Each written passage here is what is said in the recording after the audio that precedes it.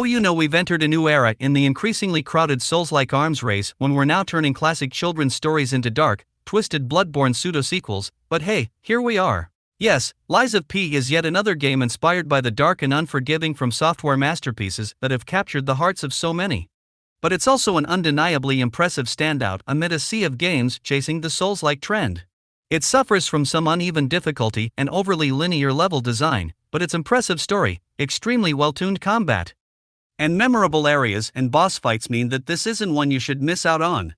It's fair to say that sometimes Lies of P emulates its inspiration so closely it feels like someone else is pulling its strings a little too forcefully. But that puppet show is still a whole lot of fun to watch. It's both praise and criticism to say that Lies of P follows the blueprint pioneered by From Software down to the finest detail, with precious few deviations. The UI and menus are strikingly similar to every Souls-like you've ever played, the aesthetic is almost identical to Bloodborne. And combat is a methodical dance of attacks and parries designed with difficulty in mind. It sticks so close to the script that it got to the point where I'd meet a seemingly friendly character and think, this is the one who's going to betray me later. With full confidence that I was spot on in that assessment. There's even a major boss with the same name and rough appearance as a Dark Souls boss, which is honestly just kinda hilarious. In fact, this isn't even the first Eurocentric Souls-like featuring murderous marionettes. Almost exactly 1 year ago, I reviewed Steel Rising, which has a bizarre number of things in common with Lies of P, from its mechanical enemies gone mad to its trendy and historical urban setting. Thankfully, Lies of P is a much better game and manages to stand out in other ways, but it doesn't exactly earn a whole lot of points for originality. One of the ways it does set itself apart, though, is with its story, which is a dark reimagining of Carlo Collodi's Pinocchio, a story about a mischievous puppet known for telling falsehoods and longing to become a real boy. Lies of P's version takes a lot of liberty in its much more gory and depressing version of the classic tale, but it's got some nice nods to its inspiration, including an untrustworthy cat and fox and a neat mechanic where you have to choose to tell lies or the truth. This style of game isn't known for having the most comprehensible stories, and Lies of P isn't wholly an exception to that rule, but it does try more than most. There's a whole bunch of dialogue and cutscenes that kept my interest throughout my first 30-hour run instead of just a loose collection of vagaries and hints in item descriptions.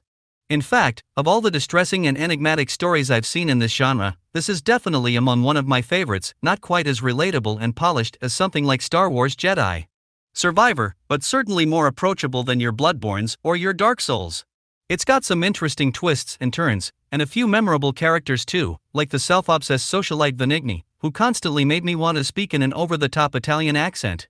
As you'd expect, you'll split your time hacking your way through levels where practically everything in sight wants to kill you and taking on much more formidable bosses. And Lies of P largely nails both of those genre pillars. The city of Krat is memorable and dystopian, while also continuously reminding you that you're playing out an iconic fairy tale about puppets. It comes complete with your cricket sidekick Gemini and your puppet-making father Geppetto, who always reminds you to be a good boy right before he sends you on missions to butcher everyone in your path. You'll visit a puppet graveyard that serves as a kind of poison swamp level that every Souls-like legally is required to include, and an exhibition hall filled with hopeful depictions of a future that clearly didn't work out quite as planned, among others. Each is thoroughly enjoyable to stab your way through. It's a little disappointing, though, that Lies of P is far more linear than most similar games, with a very straightforward path from beginning to end and no significant optional areas or boss fights aside from the odd side quest that sends you back to someplace you've already visited to solve a small puzzle in exchange for a new outfit or upgrade material. Once you've played through the story, you'll more or less have seen and done everything there is to see and do, except to do it again on New Game Plus, of course. Another item on the checklist is some memorable boss fights, and Lies of P's got those in spades. From an evil puppet law enforcement official to a hulkied-out guy who's basically just Bane from Batman, there's lots of big things that need to be slapped in the face. Doing so is always enjoyable, even though they're all pretty straightforward encounters where you whittle down the enemy's health bar. It would have been nice to have one or two encounters where they mix things up with a puzzle or trick you've got to figure out to best your opponent. Those are always my favorite. Also, almost all of the bosses have 2 phases, which I'm normally a fan of, but they're used to the point where it became a little grating by the end. Usually the first phase is quite easy, but when the second phase is repeatedly killing me and I have to keep replaying the first phase until I'm completely bored by it, I kinda just wish I could skip it and get to the part that's actually fun and challenging. Many fights felt like they put the first phase there just as a warm-up round before getting to the actual meat of the encounter, but rest assured, by the 10th attempt I was thoroughly warmed up and plenty ready to take another shot at the real boss. For better or worse, much of Lies of P's combat draws clear inspiration from Bloodborne specifically, with a couple minor tweaks. You can't restore health lost from direct attacks by striking back at your enemies like in Bloodborne.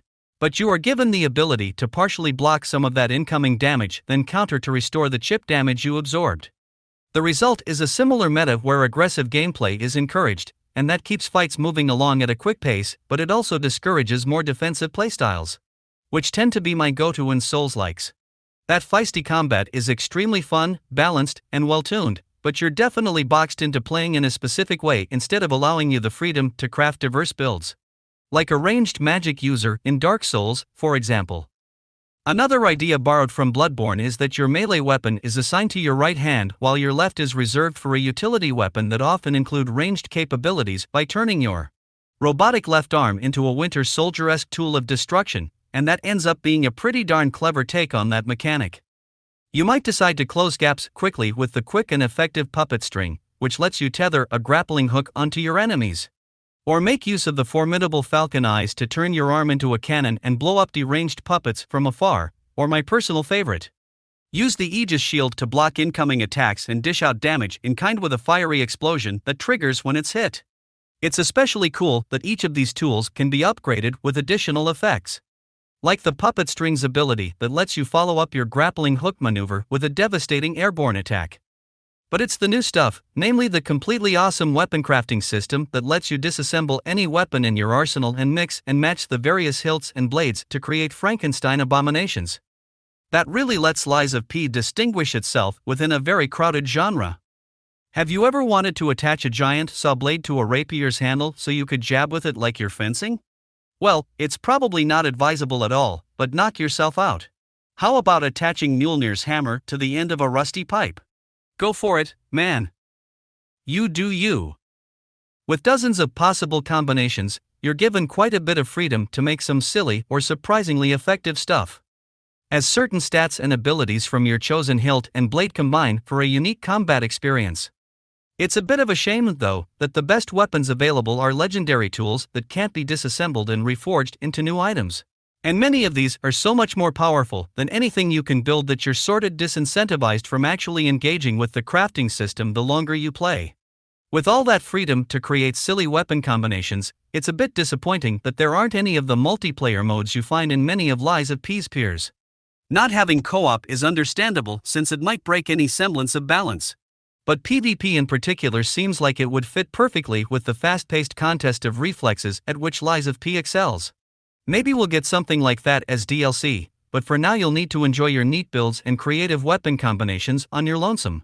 Another cool tweak on the formula is Lies of P's skill tree, which lets you upgrade your puppet's mechanical innards to snap up some seriously useful upgrades. Like adding amulet slots to your loadout, gaining additional pulse cells, and increasing the number of consumable throwing objects you can carry on your person. I spent way too long agonizing over each upgrade decision and considering different ways to optimize my build to improve my chances of becoming a real boy. And that was a pretty nice change of pace in between all those unfortunate murders I had to commit. Of course, the main thing that defines any good Souls-like is how soul-crushingly difficult it is, and Lies of P has mixed success in this regard. On one hand, nearly all of the world exploration where I was fighting your run-of-the-mill evil puppets and gross monsters was disappointingly easy. To the point where death was a rare occurrence throughout my playthroughs. The same can be said of most boss fights, which Souls veterans can expect to beat without breaking too much of a sweat since they're usually big, slow, and stupid creatures who are easily confused when you move behind or underneath them and telegraph all their attacks like they're in the WWE. But then I'd encounter the occasional showdown where the difficulty spiked up dramatically without warning and I'd die 20 or 30 agonizing deaths on a single boss, leaving me to wonder if I just wasn't properly leveled or something. Those specific bosses stand in such stark contrast to the much milder exploration sections that it can be quite jarring. And I often felt like the levels preceding a tough boss didn't properly prepare me for that gauntlet. More likely, my skills probably worsened during the stretch of mostly undemanding travels between the dramatically more difficult boss fights. That inconsistent difficulty is even more noticeable depending on your chosen character build. That's because, so far as I can tell, playing with a motivity build is multitudes less difficult than speccing into technique. As a technique player, your weapons don't do much to stagger enemies and your ability to block incoming damage is painfully limited. Since you only fully negate a small percentage of the attack unless you're able to pull off a perfect parry. In order to best the most formidable bosses, you'll have to learn the enemy's attack patterns and get down the precise timing required to perfectly parry most attacks before finally breaking the enemy's guard and laying into them with your fast-moving weapons, a process that's quite enjoyable, but also extremely unforgiving. Meanwhile, as a motivity player, you can simply smack down bosses with your heavy weapons that do enormous stagger damage, leaving them wide open to deadly executions.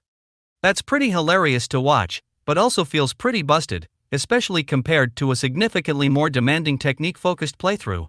Lies of P also just has some nice little quality of life improvements I'd like to see carry over into other Souls-likes, like how you don't lose all your ergo by dying, but rather have a certain amount deducted every time you take damage on your way to recover your lost currency.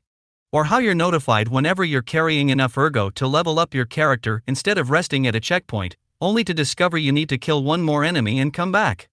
Little touches like that go a long way. Unfortunately, Lies of P doesn't manage to rid itself of the clunky roots of the genre completely, and I did encounter some fairly obnoxious bugs during my time with it. Among other things, there were a few times where I phased through the environment in a weird way. And enemies have a weird habit of just despawning right in front of me like they were fading away during the season finale of a long-running high school TV drama. Thankfully, none of these issues were particularly widespread, so they're unlikely to drag down an otherwise perfectly enjoyable adventure, especially since performance is otherwise rock solid. I maintained a perfectly stable frame rate at every point in my adventure, which isn't a given in this genre. Also, many Souls-likes are known for having memorable music, but Lies of P truly stands out in this regard. Not only are the tracks during boss fights great, but there are collectible vinyl records that you can play at a jukebox back at your base, and some of those songs are seriously just fantastic. So much, in fact, that it's become a bit of an obsession to collect them all, and I've still got a lot of searching to do. Seriously, that jukebox made me find excuses to hang out at the social hub, crafting weapons and working on my build. It's that good. Unfortunately, Lies of P doesn't manage to rid itself of the clunky roots of the genre completely, and I did encounter some fairly obnoxious bugs during my time with it. Among other things, there were a few times where I phased through the environment in a weird way. And enemies have a weird habit of just despawning right in front of me like they were fading away during the season finale of a long-running high school TV drama. Thankfully, none of these issues were particularly widespread, so they're unlikely to drag down an otherwise perfectly enjoyable adventure, especially since performance is otherwise rock solid. I maintained a perfectly stable frame rate at every point in my adventure, which isn't a given in this genre. Also, many Souls-likes are known for having memorable music, but Lies of P truly stands out in this regard.